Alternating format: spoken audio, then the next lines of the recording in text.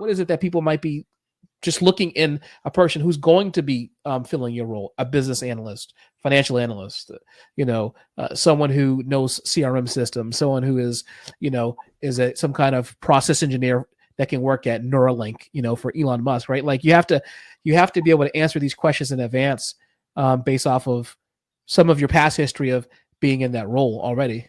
Mm-hmm. Yeah, I think the other thing people do is they kind of, for some reason, they think that interviewing and looking for work is something that comes natural to them. There's no preparation. There's no practice. I mean, very few people practice interviews. I tell people you should get in front of a mirror, a microphone and a recorder, whatever technology can allow you to play it back. You should do it to your mom. You should do it to your friends. Get people's feedback. Right. Because we're not very good self-critics. None of us are, right? And you don't know. I mean, I'm old enough that when I played baseball growing up, no one ever filmed me. I never saw myself swing a bat. I never saw myself throw a pitch. That would have been helpful, Yeah. So don't just go looking for work.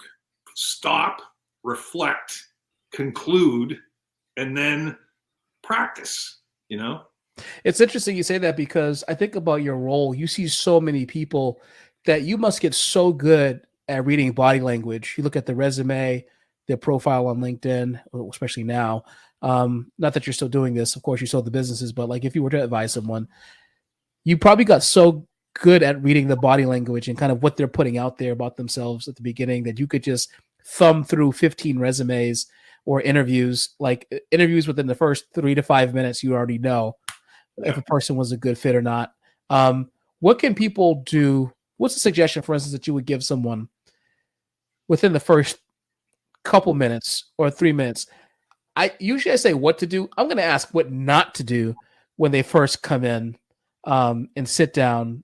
And this is something that they're trying to change to, a career that they're trying to change to. They're trying to break through. They got up to self-confidence. They've done the work. They've gone through your workbooks. They've done some of the work, and here they are at the job. What are some of the things that you wouldn't do at the beginning, other than saying, I used to be a serial killer? No. And again, I'm not tooting my own horn because I got a free video on my YouTube channel that's 13 tips to crushing your next job interview. And those are 13 things that you would probably, after watching that, I think it's a 15-minute video I shot like 5 years ago. And that's the other cool thing about what I do. It's evergreen. It's always going to help. It's not dependent on technology or anything. Sure. It goes down, it's the small things, It's like I've taught people how to look another person in the eye and shake their hand firmly, right?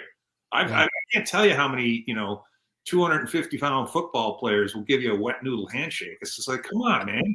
First impressions are everything. Look people in the eye. The way you stand, the way that you sit, be attentive, pay attention. Yeah. You should have a notepad and pen in front of you, or an iPad, whatever, with at least 10 questions to ask the person that you're talking to. Because if you don't have questions, you're not interested, right? So I could go on this one for like hours, but some of it's just like, to your point, be on time. Yeah. If you're going to be more than 5 minutes late, you have to call, right? Right. Absolutely. Giving, but after 5-10 minutes, it becomes rude. It becomes disrespectful. So, and sometimes I find myself thinking, like, am I talking to my kid right now, or who? I'm being a dad. Right. Yeah. It is funny how people descend into and they use the word fillers and the word whiskers, right? The like, ahs.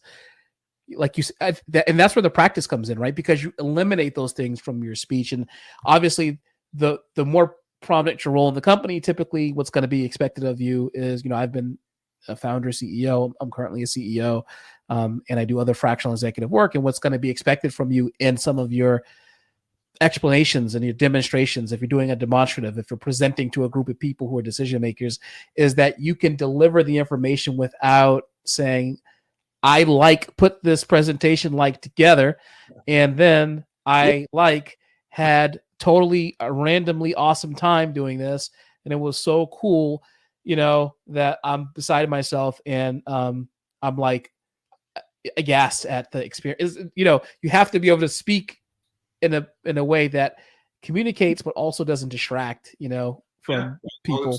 like to your point, it's practice, and you can be forgiving of people. We're not perfect, Right. but it's nice when you have someone come into an interview and you're the interviewer, which I've been thousands of times, Right. and be able to look the person across from you and say, this person is timely, they're interested, they're interesting, Mm. they're prepared, and they're respecting my time. That's huge, Yeah. you know, and anyone can do that. So one of our viewers say preparing for a job interview is good advice. I agree. And the fact that we're not very good at self-analysis is golden. Very important in sales too, rewatching meetings, etc. Uh-huh. Yeah. Yeah, would that's true. All right. We've gotten to the point of our podcast where it's time to actually to do something a little fun, which is a little departure from what we do on a regular basis, which is to look at TikToks, which is obviously fun.